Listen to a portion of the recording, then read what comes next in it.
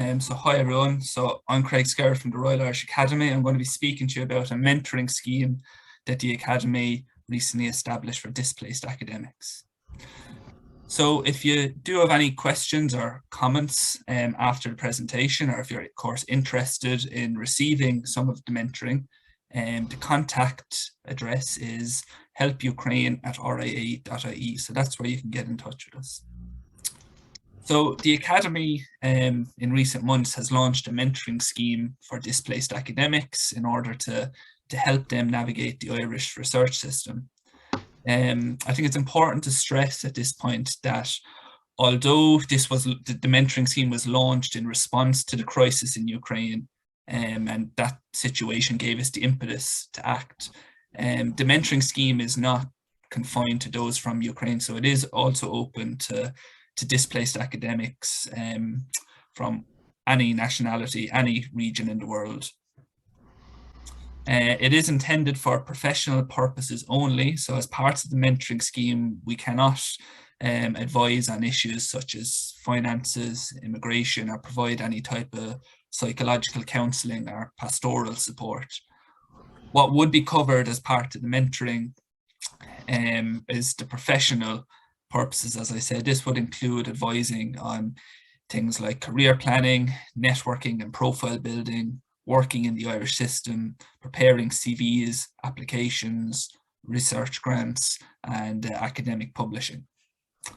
And you're probably then wondering as well about any costs involved or any fees. There is no financial cost involved. So if you are to partake in the mentoring scheme and receive mentoring from the Royal Irish Academy, there is no financial cost involved. It is free of charge.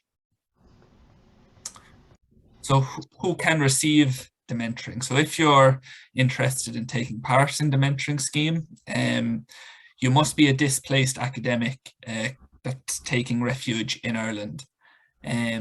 So you can be of any nationality and from any part of the world, but you must be on the island of Ireland.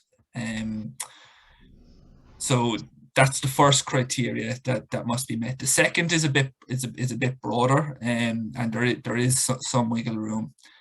So you must hold a doctorate or equivalent. That's not necessarily a PhD. You may have a professional doctorate, or in some cases, some of the displaced academics may not have a doctorate. They may be working towards a doctorate, or in some situations, we may have people who for whatever circumstance, they may have extensive experience of teaching in higher education without necessarily having a doctorate, or they may already have a strong track record of publishing refereed journal articles. They may already have an active research profile. So the two main criteria really is that you must be a displaced academic taking refuge on this island, and you must hold a doctorate or have some type of equivalent experience. And then who provides the mentoring? So the mentors that are providing the mentoring to the mentees, they come from the membership of the Royal Irish Academy.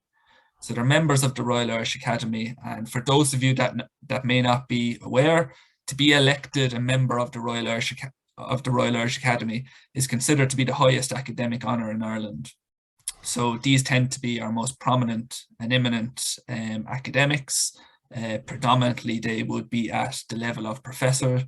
So you would be in very good hands with our mentors. So if you meet the criteria and it's something that you think you would be interested in, how do you receive the mentoring? So the first step would be, as I said, to reach out to us at helpukraine@ria.ie. So drop an email to that address and express your interest. We'll then ask you to complete an online form. It's a quick form where you would indicate your research area and what you would like to be mentored in. And we'll then basically try and match up a mentee with a suitable mentor, ideally in the first instance from the same discipline. So if there is a historian expressing an interest in receiving mentoring, we will ideally like to match them up with a historian working on a similar area. But in some cases, if somebody has a specific request where they might, for example, want to receive mentoring on applying for research grants. We may have somebody who is best placed to provide that type of mentoring, and they may not specifically be working in the same discipline. And where does the mentoring take place? So the majority of the mentoring currently taking place as part of the scheme has all been done virtually, but in some cases it will be done in person. So it's really up to the discretion of the person receiving the mentoring and the person giving the mentoring. So it could come down to just a matter of geographical locations. If you're on the other side of the country to your mentor, it might be best to do it virtually. If you're both in the same region, maybe there'll be opportunities for meeting in person also. And then some of the benefits of taking part in the mentoring. So through the mentoring scheme, you may be able to gain knowledge of the Irish research system. You can gain awareness of professional opportunities that are arising. You can get assistance with career planning from a prominent and eminent academic. And it may also be useful in helping you to develop your own professional contacts and developing a network in Ireland.